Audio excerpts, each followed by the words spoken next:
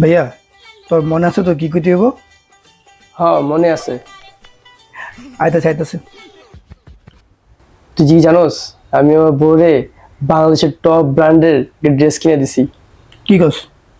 ব্র্যান্ডের ড্রেস কিনে দিয়েছে তোমার বন্ধু। বাংলাদেশে কোন টপ ব্র্যান্ডের জানি? ঠিক আছে, আমাকেও দিতে হবে। আরে আমার কাছে তো এত আমি টাকা নাই। কিছু শুনবো না। আমাকে দিতে হবে মানে আমাকে দিতে হবে।